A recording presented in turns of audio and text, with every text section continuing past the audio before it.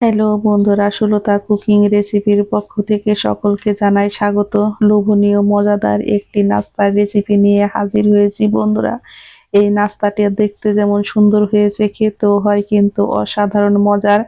ছোট বড় সকলেই অনেক তৃপ্তি করে খায়, এতটাই মজার হয় এটা। আপনারা কিন্তু টিফিনেও দিয়ে দিতে পারেন, টিফিন বক্স কিন্তু খালি আসবে। চলে যাব প্রস্তুত প্রণালীতে। এখানে আমি নিয়েছি 1 কাপ পরিমাণে রেগুলার খাবার আটা, পরিমাণ মতো লবণ, আর দিয়েছি আমি 1 চামচ পরিমাণে চিনি। এখন আমি দিয়ে দিব 2 চামচ পরিমাণে সয়াবিন তেল। এখন আমি আটাটাকে কিন্তু সমস্ত উপকরণ দিয়ে আমি একটু মিশিয়ে নিব।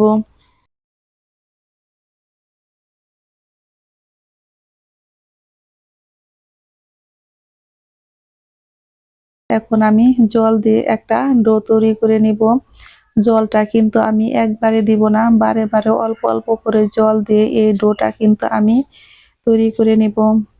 এখানে কিন্তু আমি একদম নরমাল জল দিয়েছি, এখানে কিন্তু আমি কোনো গরম জল ব্যবহার করিনি বন্ধুরা। আমি এখানে 1 কাপ পরিমাণে জল নিয়েছি।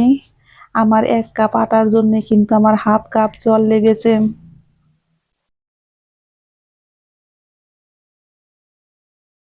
একটু সময় নিয়ে আস্তে আস্তে ডোটা আপনারা মেখে নেবেন। ডোটা আমার কিন্তু একদম পারফেক্ট ভাবে মাখা হয়ে গেছে। এখন আমি হাতে একটু তেল মাখিয়ে রেস্টে রেখে দিব বেশ কিছুক্ষণ।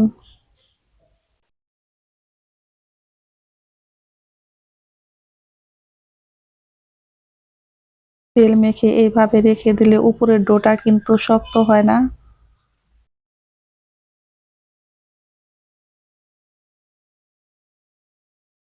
আমি এখানে নিয়েছি 2টা সিদ্ধ আলু। আলুটাকে কিন্তু আমি গ্রেটারের সাহায্যে গ্রেট করে নিব। গ্রেটারের সাহায্যে গ্রেট করে নিলে কিন্তু দানা দানা ভাব থাকে না। আমার আলুটা গ্রেট করা হয়ে গেছে। চলে যাব চুলায়। চুলায় আমি একটা ফ্রাই প্যান বসিয়ে দিয়েছি, তাতে দিয়েছি আমি অল্প পরিমাণে একটু তেল। এখন আমি দিয়ে দিব রসুন কুচি, আদা কুচি, কাঁচা লঙ্কা কুচি, আর দিয়েছি আমি 1 মুঠো পরিমাণে পেঁয়াজ কুচি। পেঁয়াজটা একটু বন্ধুরা বেশি দিবেন, তাহলে এই পুরটা খেতে কিন্তু বেশ মজার হয়। এখন আমি দিয়ে দিয়েছি গ্রেট করে রাখা আলু। আমি এখন দিয়েছি অল্প পরিমাণে একটু হলুদের গুঁড়া, দিয়েছি আমি লাল লঙ্কার গুঁড়ো, একটু ধনিয়ার গুঁড়ো, আর দিয়ে দিব আমি জিরার গুঁড়ো। এখন দিয়ে দিব আমি একটু চিলি ফ্লেক্স।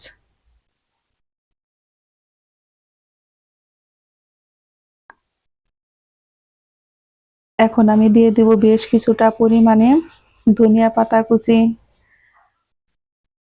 আর দিয়ে দিয়েছি আমি পরিমাণ মতো লবণ।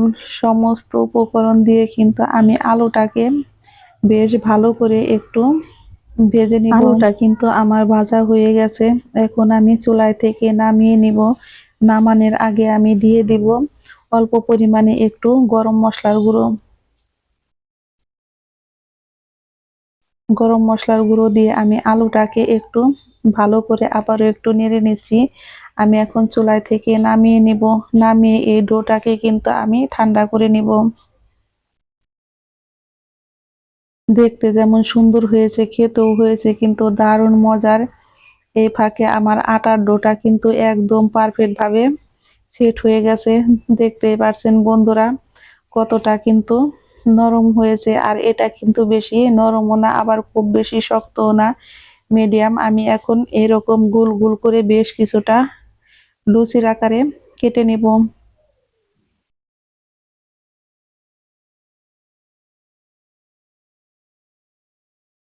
আমি একটা ডো নিয়েছি। ডো নিয়ে কিন্তু এখন আমি একটা রুটি তৈরি করে নিব। এই পর্যায়ে আমার এই নাস্তার রেসিপি যদি বন্ধুরা একটু হলেও ভালো লেগে থাকে, অবশ্যই একটা লাইক করবেন, কমেন্ট করবেন, এবং যারা আমার নতুন বন্ধু আছেন তারা আমাকে একটা সাবস্ক্রাইব করতে ভুলবেন না। রুটি বেলার সময় আমি কিন্তু একটু তেল মেখে নিয়েছি, কারণ এখানে আমি কোনো আটা ব্যবহার করিনি। আর একটু তেল মেখে নিলে কিন্তু এইভাবে রুটিটা বেলতে একটু সুবিধাই হয়। আমার রুটিটা বেলা একদম হয়ে গেছে। এখন আমি দিয়ে দিব আলুর এই পুরটা। আলুর পুরটা দিয়ে বন্ধুরা কিন্তু আমি এরকম ভাবে একটু ভাজ করে নিব। আর দেখে বুঝতে পারছেন বন্ধুরা কতটা সুন্দর ভাজ হয়েছে। এখন আমি একটা কাঁটা চামচের সাহায্যে এইরকম একটু ডিজাইন করে নিব, যাতে নাকি আমার পুরগুলো বের হয়ে না যায়। বন্ধুরা, আমি আপনাদের সুবিধার জন্য আমি আরেকটা তৈরি করে দেখাচ্ছি। আমি কিন্তু এরকম একটা ডো হাতে নিয়ে এরকম গোল গোল করে তারপরে কিন্তু আমি এই রুটিটাকে এখন বেলে নেব। একটু তেল মেখে নিয়েছি, তেল মেখে নিয়ে কিন্তু আমি এই রুটিটা বেলে নেব।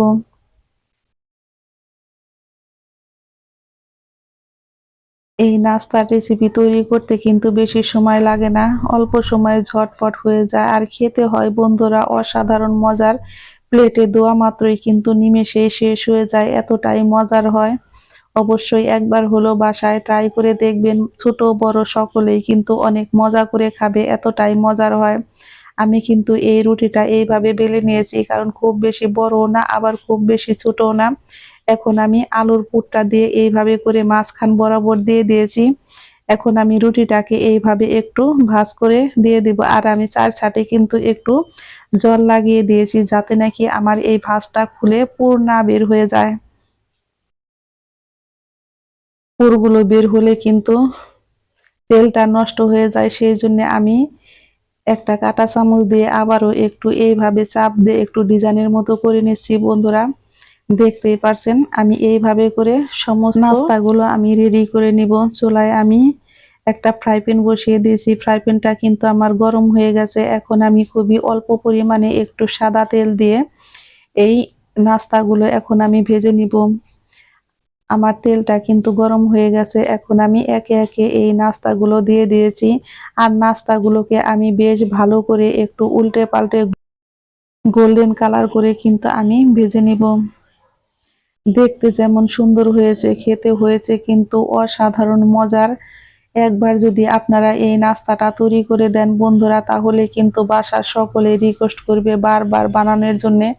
এটা আপনারা সকালের জলখাবারে চায়ের আড্ডায়ও কিন্তু এগুলো আপনারা তৈরি করে নিতে পারেন, আবার বাচ্চাদের বাকি বড়দের টিফিনেও কিন্তু দিয়ে দিতে পারেন। এতটাই সুন্দর আর এতটাই মজার হয়। আমি এখন ছুরির সাহায্যে কেটে দেখাচ্ছি বন্ধুরা ভিতরের টা কেমন হয়েছে। ভিতরে কিন্তু পুরে ঠাসা, দেখতেই পারছেন কতটা সুন্দর হয়েছে। দেখতে যেমন এই নাস্তাটা সুন্দর হয়েছে, খেতেও হয়েছে কিন্তু দারুণ মজার।